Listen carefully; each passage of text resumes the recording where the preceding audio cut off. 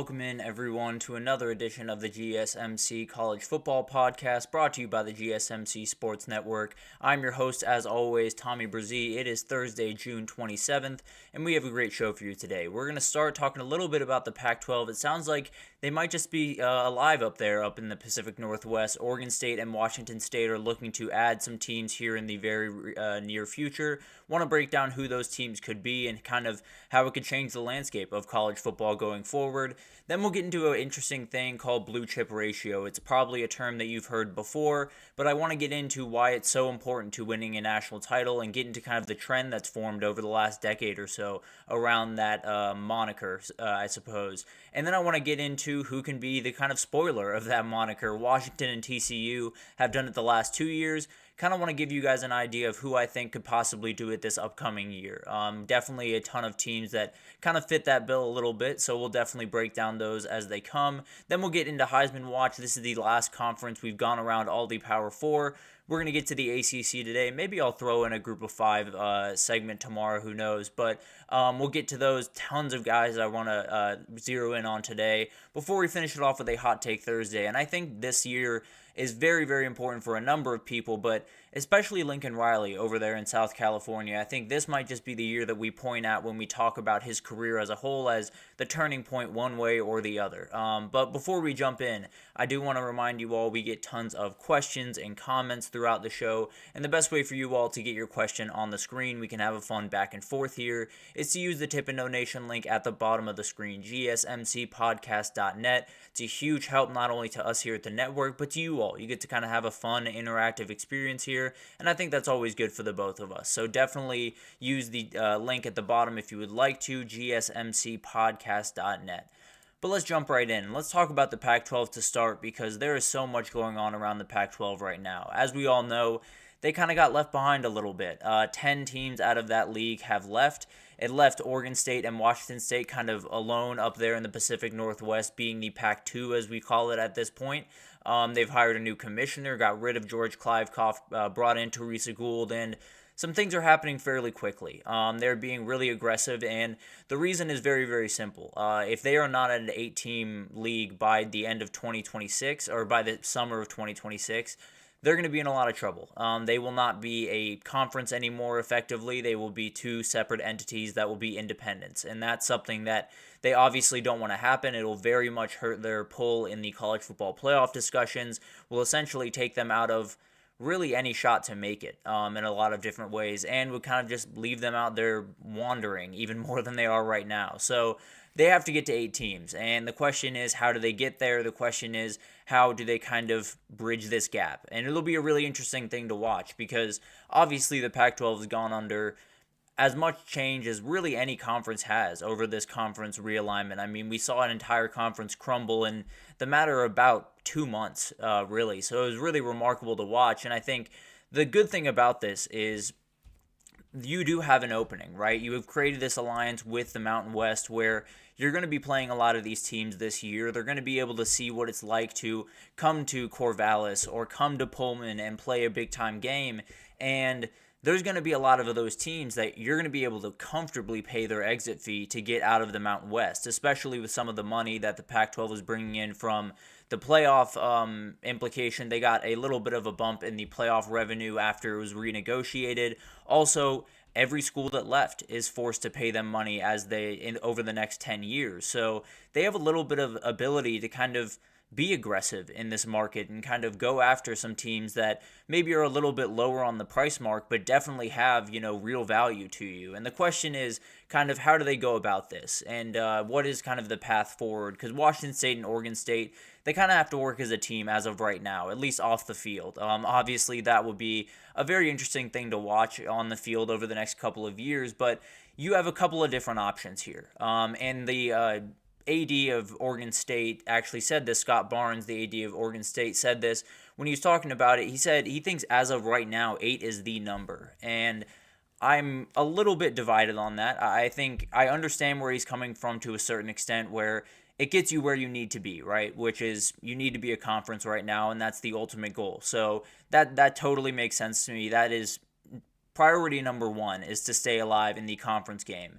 And then maybe you have the ability to add some ACC teams as that kind of situation gets just a little bit more precarious day by day. Maybe they take the cake for the biggest conference collapse over the next couple of weeks, or next couple of months to years. But the reality is, there are some things that could happen that could, help the Pac-12 even more, to bring in some more people, to bring in some higher level teams than they hypothetically would bring in from the Mountain West. So there's that chance where SMU, frankly, if the Pac-12 didn't fold the way they did last season, that's where SMU would be right now. I feel very confident about that. So I think that one would be very easy, especially if the ACC started crumbling, the same way we saw the Pac-12 do. Cal and Stanford rejoining, that's as easy as it can get, right? That really will not be much of a problem, I don't think, unless they get a better offer from another conference, which maybe Stanford could get an offer from the Big Ten just because of the amount of research money and the amount of academic prestige that they have, but I would lean that they wouldn't, but who knows? There are a lot of things that can happen with this. But the reality is, there is that opening to possibly pull away some ACC teams as you get a little bit further down the road, and it'll be really interesting to watch. But for the time being, you absolutely have to bring in those Mountain West teams. You have to bring at least 6 in, and then if the ACC starts to lose teams, you can bring in 4 to 6 of those teams. Maybe it's Pitt, maybe it's Georgia Tech, maybe it's maybe you get crazy and grab Florida State because they're not, getting invitations from the Big Two. Who knows? Like, there is a ton of different things that could happen. But the reality is, a lot of stuff has to happen fairly quickly. All of this needs to happen before 2026 because there's a lot of hoops to jump through in the legal realm when you get to adding teams to a new league. And it'll be fascinating to kind of watch this develop. But the big thing I want to get to is, who are the 6 teams that are going to be added? They got to get to 8 teams. They're likely all going to come from the Mountain West Conference, if I had to imagine at least. Who are those 8 teams? And I think there's a couple of them that are fairly obvious. There's a couple of them that are pretty much layups. And frankly, for me, it absolutely starts with Boise State. Boise State, to me, is the easiest choice and that there's ever really been for a group of 5 team jumping up to the Power 5. SMU was a little bit different because of the money resources they have in Dallas, but Boise State is right there. I mean, they've been the cream of the crop for the group of 5 for quite some time now. Andy Avalos did just leave that program, but Spencer Danielson is a very, very talented guy, did a great job with that defense, and brought in Malachi Nelson from USC. So I think that offense, along with Ashton Jainty, is just going to be insane this year. It makes a lot of sense on the football field, and I think their athletic department as a whole is very, very strong when you look across the Mountain West. And then the other team that I think is a pretty much layup in this, Fresno State will likely be one of those teams. Fresno State has become a solid product year over year. They sent Jake Haener to the NFL, and he's still hanging out on the Saints. So they're getting a little bit more of that credit around the world of college football. And more than that, their entire athletic department is really solid.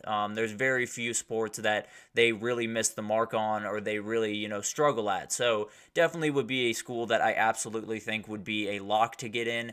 And then San Diego State is the last lock that I have. I think there's almost no chance that they get left out because for a couple of reasons. Well, they want out of the Mountain West. They said that last season, then the Pac-12 kind of dissolved, and they decided they'll just be just fine in the Mountain West for the time being. So they want out. There's no doubt about that. You get the San Diego market in this, and also this is a very, very good athletic department as a whole. The football program has struggled the last couple of years, but has put together really good products in the last decade. And then the basketball team obviously has made really incredible runs, playing UConn a couple of years ago in the national title game. So there's some things here that you just have to look at. Definitely those 3 teams I think are pretty much locks. Boise State, Fresno State, and San Diego State I fully expect to be in that conference going forward. And then the other teams, I think UNLV would be at the very top of the list for the teams that you could take or leave. But I do think UNLV is absolutely a take. I think when you look at this team, there's a lot going right. Barry Odom being there as the head coach is huge. The Las Vegas market is the biggest draw to this team, though. There's no doubt about that. Playing in Allegiant Stadium is another big draw to this because It brings a little bit of more of that juice to a conference that will likely be a group of five, a high group of five conference, but a group of five conference nonetheless. Another team that I'm watching very, very closely is Colorado State. I think that's a team that definitely will have a lot to say about what kind of happens in this conversation, and we'll see kind of how they fall in this pecking order, because that's kind of what we're going to figure out over the next little bit in the Mountain West is who do people want, who do people not want. And this is a team that I feel fairly confident will get the call. And then you're kind of up for grabs. You have a ton of different teams that absolutely can be in that place. You have Air Force, you have Wyoming, you have Utah State absolutely could be in that. I'd lean Air Force. They've kind of had the best product on the field. That being said, Air Force has been an independent in the past, so maybe that's a little bit more comfortable for them, and maybe it's Wyoming or maybe it's Utah State. But the reality is it's going to be a very interesting conversation. I think the first three that I mentioned, Boise State, Fresno State, and San Diego State, are locked in. I think they will be teams that absolutely will make their way to the Pac-12 at some point here pretty soon. And then I think the other three are kind of up for grabs. UNLV and Colorado State I feel pretty solid about. And then you can kind of toss up the last one. But overall, this is something that they absolutely can do, and it does kind of put them in a precarious situation because being at just 8 teams, what if one team decides to leave very suddenly? What if one team, gets unhappy with the situation they're in and decides to leave? There's a lot of precarious situations, but the reality is they got to start building up. And if you can get to 8 teams before 2026, you can handle that. Then you can deal with the next thing, and that's the whole next battle. But there's going to be so much stuff happening around this, and it could be a really strong group of 5 conference. Maybe they merge with another one like the American. Maybe they just poach more Power 5 teams until they get a little bit more respect. But huge shout out to Teresa Gould, the new Pac-12 commissioner. She came in and just immediately took this thing by the throat and totally handled this, and it seems like they're going to live, which is an incredible thing thinking back even a year to what the Pac-12 looked like. The fact that they're even alive right now is pretty remarkable. But we're going to take our first break here. When we come back, let's talk about who can actually win the national title. We'll talk about blue chip ratio and how it has a big moniker on how important it is to win a national title. So we'll break that down and who can actually win the national title based on this right after this. So stick with us. I feel like I'm losing my mind. Is everybody in the world blind? Please, Lord, give me a sign, a sign. I feel like I'm losing my mind. Is everybody in the world blind? Please, Lord, give me a sign, a sign. I wanna be the greatest. Everybody on the fake shit. I look around and feel like everybody is the fakest. I make this every day and I'm impatient, hoping one day I blow up from the basement. Statement, the top is so vacant. I don't hear shit that I think is amazing. Waiting for my day when I'm playing sold out shows where 1,000 faces. Hey, give me that crown, get in my way and to be put down. It ain't your place, all this my town. If I want that shit, then I'll get it right now. I'm losing it, the noose it fits. I'm losing shit, a stupid myth. You choose to live or choose to dip. You choose to fight or lose your grip and lose a gift. I feel like I'm losing my mind. Is everybody in the world blind? Please, Lord, give me a sign, a sign. I feel like I'm losing my mind. Is everybody in the world blind? Alrighty, welcome back in, everyone. We just talked about the Pac-12 and how they're kind of going on the offensive to get some of the teams. They got to get up to 8 teams before 2026, so it'll be really interesting to watch how that develops. I apologize, my hair is a little bit all over the place, but that's all good now. But let's get into segment 2 here, and let's talk about who can actually win the national title. One of the things that has kind of popped up over the last decade or so has been this thing called blue chip ratio. It was introduced in 2013, I believe, and Bud Elliott over at CBS did a great job helping us answer the question of just how important it is. And it is really important, it seems. Every single national champion that has won since 2013 when it was introduced has been at least over 50% on the blue chip ratio. So essentially what that means is you recruit more 4 and 5 stars than you do 2 and 3 stars. That's really kind of the moniker. The elite teams obviously bring in tons of 4 and 5 stars, and then you have some teams that live off that 3 stars and maybe a 4-star here and there. So obviously this gives you an idea of who's recruiting at a really high level, but also who has the depth, who has the talent to possibly make those runs into national title contention. And it's held up over the last little bit. Now, there have been some exceptions. Michigan won last year with only 54%, so barely over the moniker. The lowest ever was Clemson in 2016 with 52, so Florida State did it in 2013 with 53. So it gives you an idea that this is not necessarily you have to be well over this mark, but 50% has kind of become the moniker, at least going forward. Now, TCU and Washington obviously did away with that last season and the season before with getting into the dance, and we'll talk about possibly who could do that this upcoming year right after this in the next segment. But let's get into the teams that make the cut. Let's get into the teams that, hypothetically, if we were to follow this ironclad, they can win the national title. And there are a couple of teams on here that you're going to be surprised by. There are a couple of teams that aren't on here that you're going to be surprised by. But the biggest one that I would just have to start with is 90% of Ohio State's roster being blue chip guys is absolutely ridiculous. It is insanity. I don't know if there's ever been a number that high because, Lord, it's insane what they have on that roster. Alabama is still Alabama. I apologize to anyone that thought this was not a talented roster. They are still ridiculous across the board. They are going to be incredible this year, and I think the only real thing I'm worried about is, does Jalen Milroe take the next step? If he does, it's not a problem. Georgia's exactly where you expect them to be. Texas A&M still has a ton of talent from that class that they brought in a couple of years ago. Obviously, some big-time guys have left, Walter Nolan, Evan Stewart, but there's still plenty of really talented guys in that room, Connor Wegman being chief among them. Oregon, Oklahoma, Texas, all kind of in the same boat right there. Oklahoma being higher than Texas on this is actually a little bit surprising to me. There's still a little bit of recruiting that has to be done on Texas' end to fix some of the problems that were there when Steve Sarkisian showed up.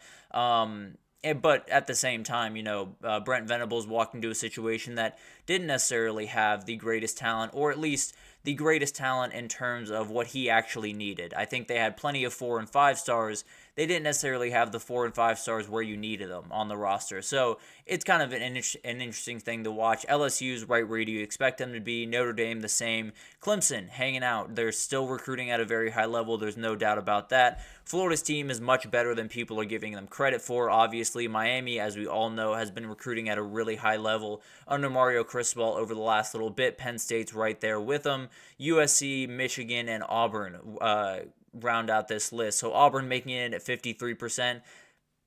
There's a chance, guys. Down there in Auburn, Alabama, you might be a little bit excited right now. So the one glaring missing team is Florida State, obviously. They're right outside with 49%, so take that with what you will. Tennessee's at 46%. Missouri misses this list. Don't exactly know where they are. And the entirety of the Big 12 misses this list. So Utah, Kansas State, Kansas, Oklahoma State, they're all living off some less talented rosters. And then obviously Ole Miss not being on this list is a very interesting one. Now, I thought if we factored in transfers, it would add them to this list. It doesn't, which is the very interesting thing. But overall, you have 13 of the 16 from the SEC and the Big Ten, 8 SEC, 5 Big Ten, 1 independent with Notre Dame, 2 ACC, and then none from the Big 12. So that's the sport right now. That's just another idea of how much this sport has kind of split down the middle. But let's get into kind of a different conversation, because we talked about Ole Miss and how they brought in so much talent through the transfer portal. And what if we added transfer portal talent to this kind of moniker? And how does that kind of change things for teams?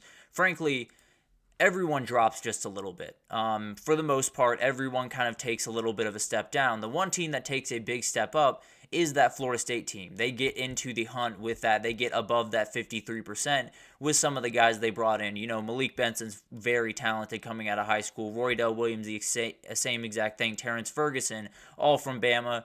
They're going to be high-level recruits. So definitely they get into the hunt there. This is probably the list that I would point at the most if I were to look at this upcoming season, just because of how how many transfer portal teams there really are out there. There's going to be so many relying on that. But there's a couple that didn't change at all. Clemson obviously did not budge. Michigan barely budged. I don't think they budged at all, really.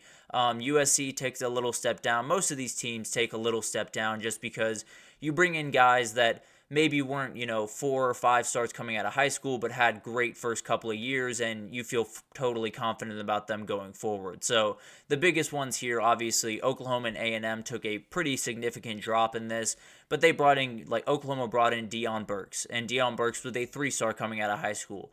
He is not a 3-star talent, at least as of right now. I can promise you that. That kid is an absolute game changer, and I expect him to be a big-time player. And then Solomon DeShields for A&M. I think he's going to be a huge player coming from Pitt. He was a 3-star coming out of high school. So some of this is, take it with a grain of salt. You're picking up some players that, maybe they weren't as highly recruited coming out of high school, but the talent's there. There's no two ways about that for a lot of these kids. So it'll be fascinating to watch this unfold. The teams that I'm, really zeroing in on in terms of how important this is and kind of the teams that stand out the best, I suppose, are, to me, USC being on this list is a little bit surprising just because of a lot of the changes that have happened up there over the last couple of years, whether that's, they brought in a ton of talent early on, but there was that little bit of worry that you were going to have enough guys go out where it was going to kind of be negligible. They were able to kind of get over this moniker. Florida, obviously, being in this list might surprise some people. This is a really talented roster. There's no two ways about that. I've said it time and again that this is a team that they could go 7-5, and I would comfortably say they're a top 20, 15 team in the country. So it's kind of that you have that kind of back and forth between yourself, and I definitely will as I'm trying to make picks on this team because they are incredibly tough to pin down, especially in that Week 1 game against Miami. But as I'm kind of looking at this, and as I'm really looking at these two lists, Ole Miss is nowhere to be found, and they're one of the teams with the most hype and talent going into the season.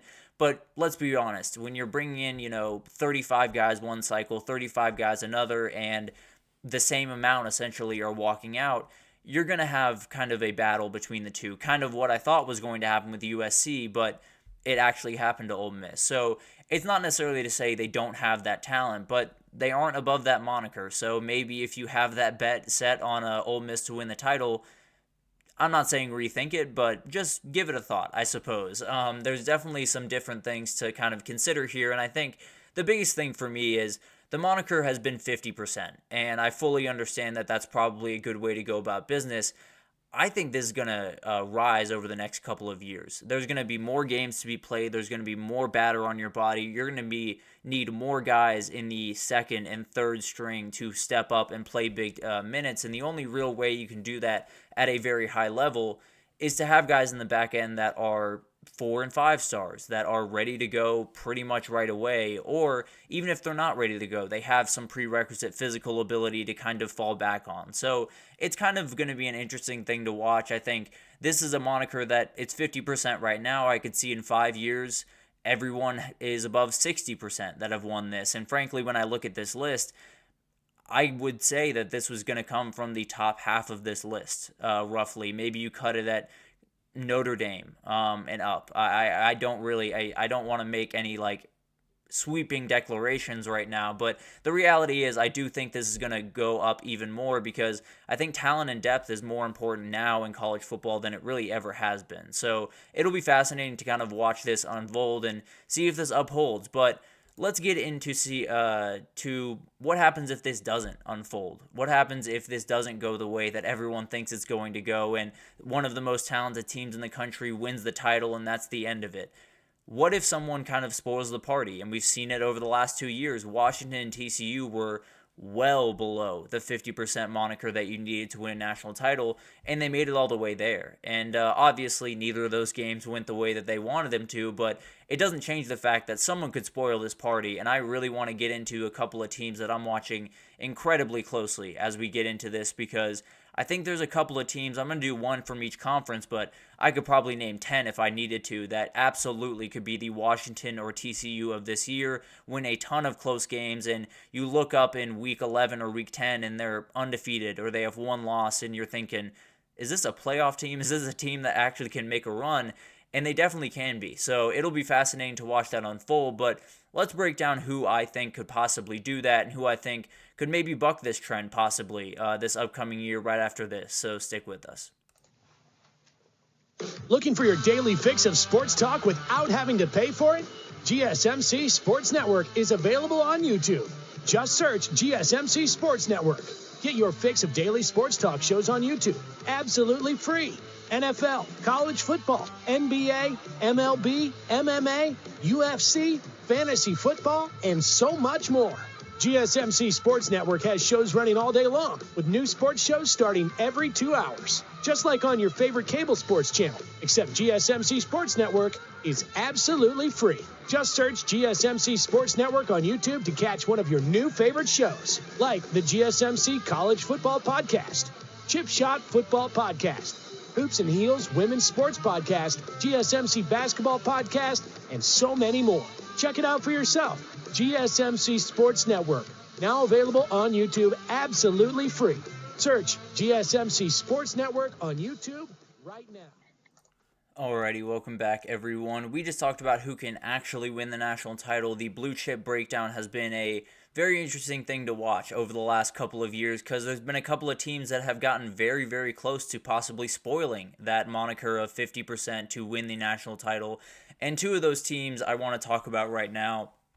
It's Washington and TCU, and they were really, really magical the last couple of seasons. I think everyone can agree when we were watching those two teams over the last little bit, it was really hard not to root for them, frankly. It was really hard not to say, this is the team that I, want to see win. Frankly, there were a couple of games that I didn't want to see them win, especially that UGA national title against TCU, because being a UGA grad, I can't have that. But the reality is, these were very, very fun teams and very easy to root for. But the cool thing about them was they were nowhere near the 50% moniker. It wasn't like they were, right on the doorstep like Florida State is this year. They're very far back, and it's a very interesting thing to watch, and it's something that could happen this year. Who knows what happens. I want to start with TCU a little bit here, and when you talk about TCU in 2022, it was an absolutely magical run. Sonny Dykes came into the season with not even the starter that took them to the playoff and got a Heisman finalist invite to New York City in Max Duggan. So it was a crazy season for TCU, but the amount of games they won by one possession, by 3 points, by 4 points, by 7 points, was just insane throughout that year. And it had a lot to do with the experience on that team, the comfort on that team, but also just the energy they had. It felt like every time they stepped onto the field, no matter who was across from them, they were not scared. And it was a really remarkable thing to watch, especially in that Michigan game in the semifinal. But their blue chip ratio going into that year was 21.5. They were nowhere near it. And frankly, that's just going to be the case for TCU most years. But that is a remarkable thing that they were able to make that type of run. It gives you immense amount of respect of what Sonny Dykes did, because it wasn't like he came into a treasure trove of a remarkable talent. He came into a team that was, good at certain positions and had some guys that absolutely can play some really good football, two of them in that picture right there. But being that far below the talent level that technically it takes to win a national title, at least historically, is pretty remarkable. And then the other team, Washington, had kind of a similar type run. They rode that quarterback that got a Heisman invite. They rode that quarterback to a national title, won a ton of close games, and they were well under the 50% moniker as well, 32.5%. Now, to be totally fair, Michael Penix, Jalen Polk, Jalen McMillan, Roma Dunze, all of them developed into just remarkable players. But it doesn't change that coming out of high school, these were not very highly recruited guys. And they found their way to Washington. Obviously, Penix found his way to Indiana, but there's going to be, some of these type of teams where you have a 60-year quarterback. You have guys that are really deep on in their careers and absolutely have full understanding of how the offense runs and everything in between. And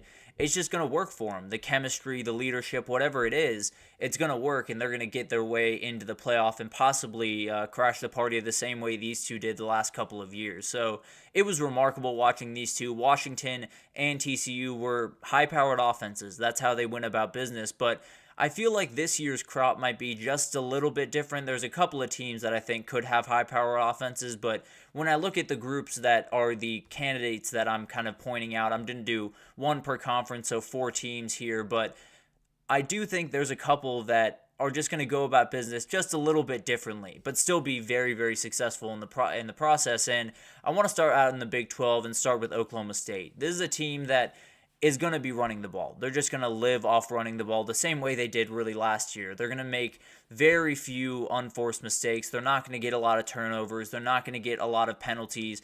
And they're just going to win ball games. That's what Mike Gundy does. That's what he's done ever since he's shown up in Stillwater. That's just who he is. Alan Bowman being back at quarterback, I think, is massive for this team. That last year, there were a couple of times that offense was entirely on Ollie Gordon to make everything happen. And the problem with that is not that Ollie Gordon is not capable of doing that, because frankly he is, but you need a pass game to help the run game, the same way you need a run game to help the pass game. They all work in unison, and Ollie Gordon is one of the best players in the country, bar none. There's no question about that. He's behind one of the best offensive lines in the country. There's going to be a heavy run emphasis on this team, but Alan Bowman coming back and at least being able to execute this offense at a really high level, that's going to be the moniker that tells you, is this team going to make a playoff type run, or are they going to have kind of a disappointing season? They return tons of experience at wide receiver and tight end. They do incredible work, and all of those guys know exactly how Alan Bowman throws passes. Alan Bowman knows exactly how those guys get in and out of cuts, and all of that seems pretty trivial. It really matters, and it makes everything just a little bit easier as you go through this process. And then the defense is going to be really solid. It's led by Nick Martin, who's one of the most talented linebackers in the country, and I think overall that defense is going to be really, really good. And really, Mike Gundy, although the offense has been his calling card, over the last couple of years, this defense has developed into a very, very solid one of the best in the conference. So I do expect them to be a really, really good group. Last year was not necessarily the best season for them by any means, but I do think they'll get things back on track and definitely be a team that is not going to be an easy out by any means. But then I want to move over to the Big Ten and talk about Nebraska. I think this is a team that absolutely can play spoiler here, but the reality is, I feel like a lot of the conversation when you talk about Nebraska right now is all around one man, and it's that guy right there, Dylan Raiola. He is someone that he's coming in with the weight of the world on his shoulders. There's no two ways about that. He is the savior of the program. He is the guy that is going to take him back to the spotlight, and there is a lot of pressure in that. But the reality is, he could do it this year. There is a ton in place for him to be successful this year. They return, they're third in the country in returning production. They bring in guys like Jamal Banks from Wake Forest, Isaiah Nayer from Texas, both absolutely huge for a young quarterback for a number of reasons, but mainly because the dudes just have ridiculous arm length. They have ridiculously strong hands. They have that ability to make a not-so-good pass look really good by the catch they make. So I think that definitely will help him in kind of digesting this offense, and sometimes when he might make a mistake, it won't be quite as bad. But also, where their money is going to be made is on the defensive side of the ball. There's no two ways about that. There's absolutely going to be a large emphasis on this defense, and it's a really good one. It was a number 11 defense in the country a year ago, and frankly, they're going to be better this year. There's so many guys that I expect to take steps forward, like MJ Sherman. I think Natch Hushmeyer in the middle of that defense is one of the most dominant defensive linemen in the entire conference and maybe in the country, so I really, really do like this defense, and I think they're going to make tons of noise. Bly Hill was a great addition on the back end, so they've done a really, really good job kind of building out this team even more than it has been. Matt Rule has done this at 2 other schools. He's from year 1 to year 2. There is a very obvious bump in what this guy is capable of, and the reality is Nebraska is not Baylor and it's not Temple. The second-year jump can be seismic. It can be absolutely huge, and it could possibly launch you into the playoffs. So it'll be fascinating to watch that develop. Definitely something I want to see happen possibly, because love Dylan Raiola, love this team, and I think they're going to be just so much fun to watch this year. But let's move over to the ACC, and let's talk about Virginia Tech. This is a team that I've talked about a lot. They're one of the teams that I absolutely love going into the season, and it's Kyron Drones is the entire reason. He could have a Max Duggan type of year. He will be starting the first game of the season, don't worry about that, but he is someone that can absolutely take over. over this upcoming year. Number 1 in the country in returning production. They return 95% of the production on their offensive side of the ball. That's just insane. Very much unheard of in the transfer portal era. So this is huge for them. Obviously, the ACC, I've talked about it a number of times, is pretty much up for grabs. Whoever wants it the most, whoever plays the best football in certain parts of the season is going to win it. And Virginia Tech has an ability to get in that national conversation because the reality is they don't play a game that I wouldn't pick them in until I think week 9 when they play Miami. And if they go down to Miami undefeated, that is going to be primetime television. That is going to be appointment television, and it is going to just be incredible. I might have to find my way down to Miami to go to that game just because it would just be that incredible. So I think this is a team that can absolutely make some noise this year. And frankly, we'll talk about Kyron Jones in the next segment about maybe another award that he possibly could bring in this upcoming year. But let's move on to the SEC. Kyron Jones right there, just a little tidbit for you. But let's move on to the SEC and talk about my other favorite team around the country, the Kentucky Wildcats. I love this team, and I think the biggest thing about this team is there's a couple of things that you can point at and be a little bit worried about, but overall, there's one big variable, and it's the biggest variable. It's the quarterback position, which has been the variable there for the last couple of years, but let's just say for a second Brock Vandagriff hits. What if he is the guy that we thought he was coming out of high school, where number 1 player in the country, 5-star athlete, did incredible things all throughout his high school career? What if that guy is just who he is, and he was just stuck behind 2 of the best quarterbacks to ever come through Georgia while he was at UGA? So other than that, everything else is strong, really. The O-line is a little bit of a worry, but they can definitely get that together, and Mark Stoops does a great job with that position most of the time. So the wide receiver position with Berrien Brown, Dane Key, Jamori Macklin is going to be really solid. The defense, Deone Walker in the middle of that defensive line, one of the best players in the country. Jamon Dumas-Johnson coming over from Georgia as well, an absolutely huge get. Maxwell Harrison's one of the best coverage corners in the entire country. So they have plenty to go off of, and the reality is, if Brock Vandagriff is the guy, things get really, really interesting in Lexington. A lot of games that you look at now and kind of scoff at and don't think that they can win, they can absolutely win if Brock Vandagriff is the quarterback that I expect him to be and that a lot of people expected him to be coming out of high school. But there's going to be tons of teams to watch. You know, those are just 4 teams that I kind of am circling right now, but there's SMU. There's tons of teams over in the Big 12. Iowa State can absolutely make this type of run. Maybe West Virginia. There's tons of teams that absolutely have this ability because of, you know, the experience that they have, because of some of the talent they have at specific positions, but also just because they're really resilient teams. And I think they have the ability to win those really close games that Washington and TCU have had to win over the last couple of years. So there's going to be something there.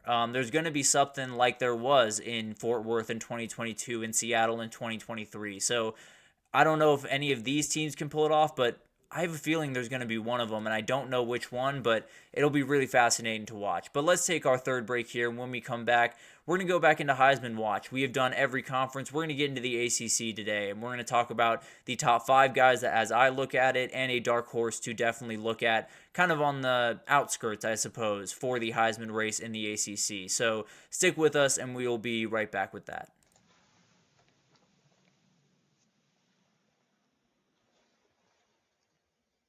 For the best and latest podcasts available anywhere, go to the podcast app on your cell phone and type in GSMC to access free content-rich podcasts on health and wellness, book reviews, sports, entertainment, relationships, social media, movies, technology, finance, and even weird news. Subscribe and download the GSMC Podcast Network's family of shows, available everywhere podcasts are found. Alrighty, welcome back everyone. We just talked about all of the teams that I think could possibly be the Washington or TCU of this year, kind of spoil the party with a little bit less talent, a little bit less hype coming into the season, but still a lot of ability on those teams. So definitely it was a lot of fun to break that down, but let's get into Heisman Watch. We've been doing this throughout the week. We've gone through every conference but the ACC, and I want to break down them really quick. So let's get into this, and the biggest thing here is there's so many guys that absolutely could make some noise, but but you kind of have to consider a number of different things going into this, whether their team is good enough to win a Heisman, whether, they're going to be in a position to make some of those big time plays that you've seen over the past couple of years as the Heisman moments, if you will, for some of these players. But I want to start with my dark horse, and it's the guy we were just talking about. Kyron Drones is one of those guys that can be total game changer, one of my favorite players in the country. And I think when you look at the ability with his arms and his legs, I think there's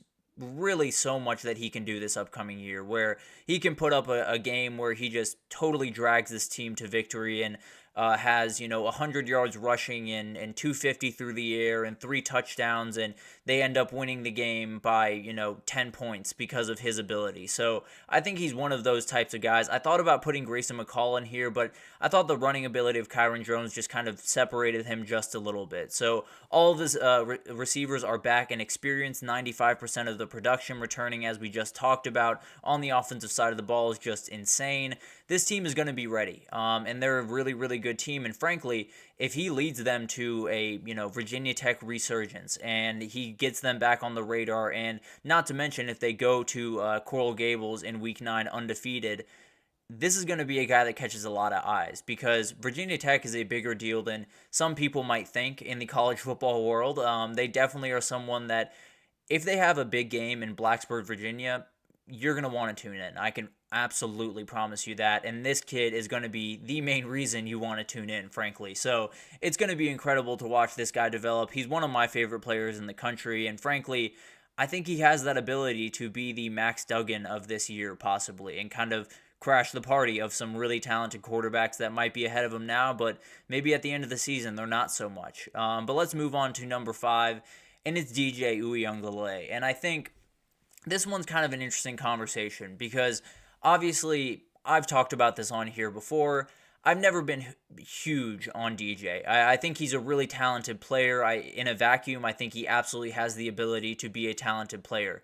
The reality is he just hasn't shown that very much. That Notre Dame game at Clemson feels like it was a million years ago, and frankly feels like it was a different guy altogether. So it's been a long time since we've seen him hit that ceiling, but it doesn't change that ceiling is there. He definitely does have that ability, and I think Alex Atkins could be the best thing that's ever happened to DJ. I think he has the ability to put his kid in winning situations, and although the running ability isn't Jordan Travis worthy, it isn't absolutely insane, it's still there, and it's still something in his bag that he can pull off. So it'll be fascinating to watch how much they utilize that, but I do think Alex Atkins is just huge for this kid coming up into the season. The duo of Hakeem Williams and Malik Benson are absolutely solid duo. I think they're both really, really long targets, the same way we were kind of talking about Brock Vandegrift when we were talking about kind of the big-time targets that he's going to have and the people that he's going to be able to throw to.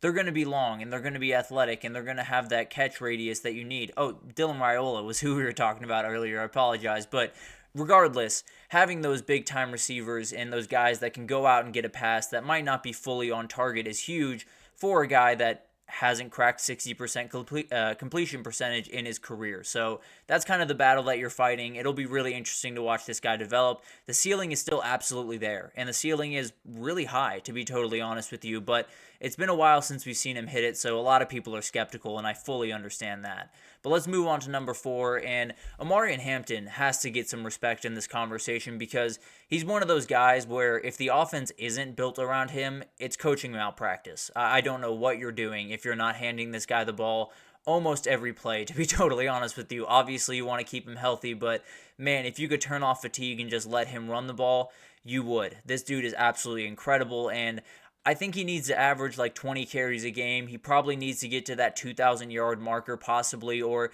maybe just be a little bit more of a threat in the passing game. Whatever it takes, I don't know. But the reality is he's going to have to do a lot to make this happen. It's been a long time since a running back has even made it to the New York City to be in that ceremony. So it'll be fascinating to watch this kind of develop. But I think when you look across the country, this might be the guy that's most set up to win or to get that type of run because of the offense that he's playing in. I think Donovan Edwards would be the other guy that absolutely has that path where they're going to be running the ball a lot, and if he doesn't perform, then they're not going to be that great of a team, and it won't be a conversation anyway. But if he performs at a high level, they could get to that 9-win marker and could be that team that possibly sends a wild card into New York City, which would be very, very cool. But let's go over to the defensive side and let's talk about Patrick Payton, because we've talked about Abdul Carter in the Big Ten. We talked about James Pierce Jr. in the SEC. Same situation here with Patrick Payton. He is a guy that is going to have a game where 3 sacks, 2 forced fumbles, a fumble recovery type game, and just totally win the game by himself for Florida State essentially. And there are very few people in the country that can do that. And the good news for him is he's not necessarily the only guy that they have rushing the passer. In fact, they have a number of guys that will be. But Marvin Jones Jr. coming over from Georgia is absolutely huge for him. Definitely a very talented pass rusher. DJ Lundy is going to be able to rush the passer a ton this upcoming season. So there's not going to be a lot of times where O-lines can outright double this kid. And that's a nightmare for every single offensive tackle in the country. So it'll be fascinating to watch. I think he can totally wreck a game. And frankly, I think he probably, won't get an invite to NYC because he plays on defense. Let's just be totally honest here. But I'd love to see this kid get there. And frankly, he could be the best player in the country and still not get an invite because he's a defensive player. So it'll be interesting to watch this develop, but absolutely love this player. And I think when you talk about defensive players that can just go win a game for you, he's very much high on that list. But let's get to number 2, and it's Cade Klubnik. And this is kind of the same argument we had with DJ, where he hasn't necessarily hit his ceiling that we all kind of hoped for him when he came into Clemson, and there's been some extenuating circumstances. Obviously, the OC change last year did not necessarily help him get off to the best start, and I think him and Garrett Riley, we're just not on the same page. But the reality is, Garrett Riley's a great offensive mind. Cade Klubnik has tons of tools that are really, really good. If they get on the same page, this offense could be really potent. I think Tyler Brown is a really good player and is someone I like a lot at that wide receiver position. Antonio Williams, an experienced target who I feel like has been there for like a decade at this point, to be totally honest with you, but a very talented player nonetheless. Bryant Wesco coming in as a freshman has gotten absolutely rave reviews, so it feels like he has more guys to pass to than he has in the past, which is a huge, huge thing. But I think this is still going to be a really good team. They're probably going to win 9 games, so he likely will get over that, threshold that has kind of been built up over the last couple of, really the last decade, or last 2 decades, really. So it'll be interesting to kind of watch this, but the reality is, this kid has a really high ceiling. He can make a ton of different throws on the football field. There was a reason that he was as highly recruited as he was coming out of high school, and I still think the ceiling is just through the roof. So as long as him and Garrett Riley are on the same page, I think he can put up Heisman-type numbers. The question is, can that happen, and how quickly can that happen? Because he pretty much has to come out of the gate slinging. He doesn't necessarily have to beat Georgia in the opening week, but he's got to show that he can hang with those top-level teams. And if he can't, then there will be some people kind of tearing him down before his season even really gets going. So it'll be an interesting thing to watch, but the talent with this kid is kind of undeniable at this point, and I think as long as him and Garrett Riley are working off the same page, they'll be rolling. There's no doubt about that. And then Cam Ward is the final guy. This is an easy number 1 for me, if I'm being totally honest. I think he's in the best position to make plays with his legs and his arm, to have the number of weapons that he needs to win this conference, to possibly go to the playoff. Everything's kind of in place for him to make this type of run. You have Sam Brown, the transfer from Houston. You have Jacoby George, and then especially Xavier Restrepo, one of the most talented wide receivers in the entire country. He's going to have really good numbers through the air. As long as they can protect this guy, which they have a really good offensive line as well, they're going to be more than fine. And the good news for him is the running game is not going to lack by any means. So he won't necessarily be bared down on a ton and tons of people kind of spreading out across the field to just make it impossible for him to throw the ball. Damian Martinez and Mark Fletcher Jr. are a really good duo and are going to force defenses to collapse into the box a little bit, and then you throw it over top of them, which is something Cam Ward does just incredibly well. And I think one of the things in this offense that didn't work last year that will work this upcoming year is the quarterback run game. I think it's something that they probably wanted to utilize a little bit with Shane Dawson a year ago, but they couldn't because Tyler Van Dyke is not necessarily the runner that Cam Ward is. So it'll be fascinating to watch how much that kind of plays a part, but I'd be surprised if it didn't play not a hugely significant part, but definitely play a part in what they do in game plans just because it keeps defenses on their toes. So if this is a guy that leads Miami back to the mountaintop, gets them on top of the ACC, and has crazy numbers on the way, frankly, I would be surprised if he didn't get an invite to NYC. I think the storyline by itself would just be incredible. So there's tons of guys to watch, obviously. We've rolled through all of the power conferences at this point, so if you want to go check out all those videos, definitely go do that. But there's tons to break down. I mean, there's tons of guys that I didn't even name in this that absolutely could make a run at this. So it's going to be incredible to watch. The Heisman is always a thing where we go into the season with such high hopes, and sometimes it really, really pans out the way that we want it to. I think last year was one of those years. Watching Jaden Daniels do what he did was just insane. But I think this year could be just as special, and I think there could be a guy that crashes the party possibly from one of these smaller conferences. So it'll be fascinating to watch all of that unfold. Maybe I'll do a group of 5 segment tomorrow, who knows. But let's take our last break here, and when we come back, we have a Hot Take Thursday for you, and I'm going to talk about Lincoln Riley and why I think 2024 is just the most important year in his coaching career thus far. So I want to break that down right after this, so stick with us.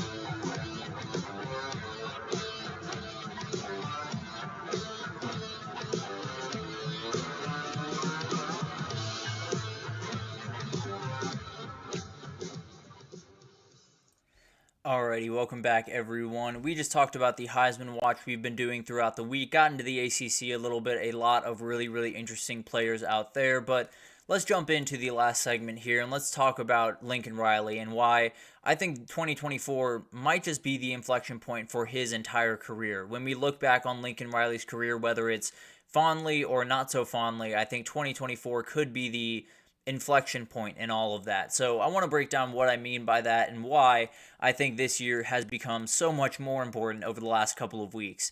As you know, we've talked about USC quite a bit on here, and it's usually been on the recruiting segments, and it's usually not been too kind.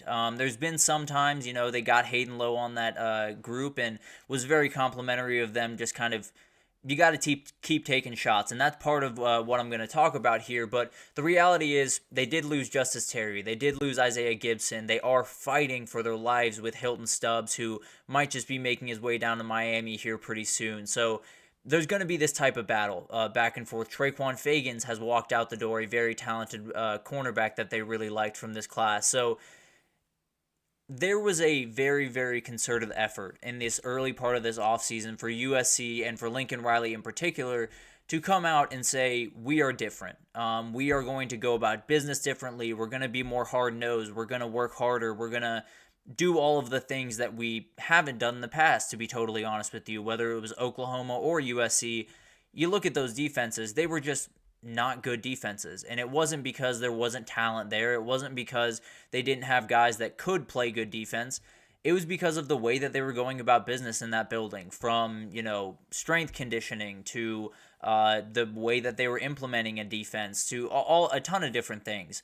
But the reality is, it's got to change at some point, and he has made that shift, right? Everything he said up until this point he said everything right, essentially. He's, said all the right stuff. He's made it very clear that this is an inflection point, and he's absolutely going to make sure that they move in the right direction from here, especially on the defensive side of the ball. But the reality is, you need guys coming in, and if you can't sell guys when you're not so good at defense, you're never really going to be able to get to the point that he wants to be. And that's kind of the big battle in recruiting, where sometimes you have to sell guys a vision. You have to sell guys a future that is not here yet and that they can't see.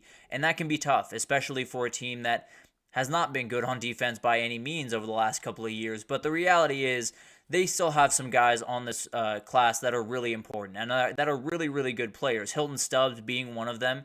Very important to keep him on the roster. A very talented safety that, frankly, could start for them day one when he steps on campus. Tristan Castro is another one. Hayden Lowe, we talked about. A very talented edge rusher. Matai Tawagoai, excuse me, I apologize if I messed that up. But a very, very talented linebacker. All of these guys are hugely important. They're the most important people in the world to the USC staff right now, and they just have to be in this class. This defensive class of recruits can be really, really talented, but the reality is, when you're rebuilding a defense, it tends to be a little bit harder than offense, just across the board, especially for someone like Lincoln Riley, where bringing in offensive guys is never going to be a problem, especially at the quarterback position, especially at the wide receiver positions.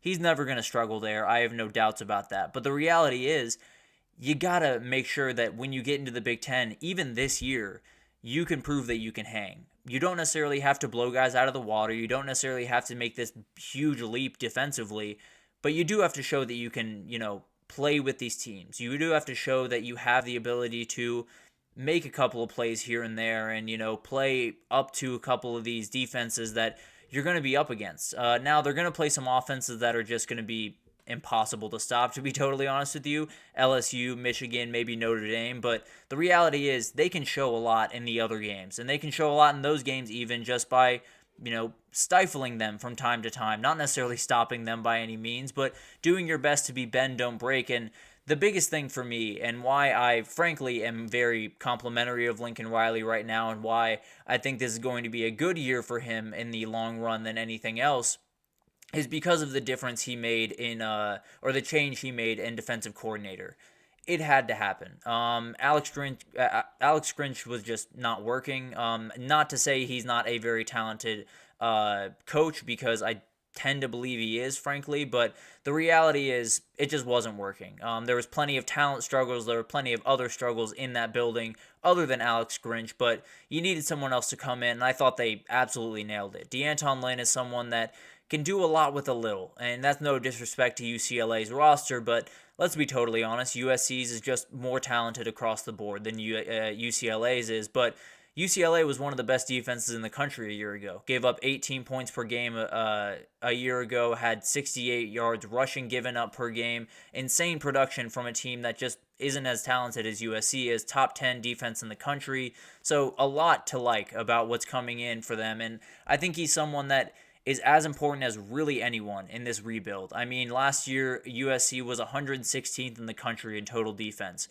They've got to be better than that. They don't have to be leaps and bounds better than that. If you can get up to the 80 or 70 mark, I think you're good, to be totally honest with you. I think you have the ability to say, we've taken this big time step, and now we're going to take another one. And then after that, we're going to take another. It's a building process, obviously, but 2024 gives you an idea of if they really mean business, if all of the stuff that they say is happening behind the scenes with conditioning and with weight training and with just the toughness that they bring to that building is actually happening. You'll find out this year, because if that is happening behind the scenes, the defense will improve just by scheme, just by energy, just by conditioning, just by weight training, just by all of those little things piling up. They're going to get better. If they're below 500, if they're below 100 again on the total defenses ranking, there's going to be some questions to be had about, is there just a lack of talent level that can be there at USC? And the question becomes, then you still have to sell the vision to the football players that are coming in, to the recruits that are coming in. You no longer get to sell, we made this huge jump year one. Imagine what we can do year two. now you have to say, I promise year 1 was just an anomaly, and we can get past that and keep making leaps forward in year 2, year 3, year 4. So they're kind of getting hit from a lot of different directions, right? You have to make sure that you improve. You have to make sure that you get up into the 80-ish mark, let's say, is a good moniker for this team. They don't have to be top 25, I promise you that. But I think if they do that, Lincoln Riley has national championships in his future. When you look back at his past teams, he was as close as you can really get. The reality was he never had the defense good enough to get there. If the defense is fixed, there's really no reason to believe this guy can't be a multiple-time national championship guy. And he's kind of fallen down the coach's list over the last couple of years. He'd rocket back up very quickly if this defense gets in order. I can promise you that. So overall, I tend to believe, if I had to give you an answer of which way is this going to go, I'd say he's going to be more than fine. I'd say this is going to be a really solid year, not necessarily a gangbusters year by any means, but I think it's going to be a really solid year, and I think it's going to propel him into what's going to be his golden age of coaching, if you will. I think this is going to be the year where over the next, whether it's 8 years, a decade, I don't know, he's going to make a lot of waves, and he's going to do a lot of really incredible things. But it starts this year, and it starts with that defense just getting a little bit better, making that leap, and then getting some of those recruits that you've lost out on the past, like Justice Terry and Isaiah Gibson. Maybe they start looking in your direction again. So that's kind of the big battle that they're under right now, and it'll be fascinating to watch this develop from recruiting to this upcoming season to right after the season when all of this kind of comes to fruition. But it'll be fascinating to watch all of that unfold. I think Lincoln Riley might be only second to Ryan Day coming in with as much pressure into this year. Actually, Dabo would be number 2 on my list. But in terms of pressure, there's very few guys that are above Lincoln Riley going into this year. But it's going to be fascinating to watch. There's no two ways about that. But that'll do it for this edition of the GSMC College Football Podcast, brought to you by the GSMC Sports Network. Your support means a lot to us, so please remember to subscribe to the show, leave a positive review. It does make a huge difference for us. Also, follow us on Facebook, Twitter, TikTok, Instagram, Facebook for all of the content and updates. Follow us on the YouTube page as well. We have so many people doing just incredible work across every single sport you could think of. Tons of people doing basketball, baseball, football, everything you could possibly want. So we totally have you covered over here at GSMC with anything you need in the world of sports. But thank you once again for listening, and I will see you guys tomorrow.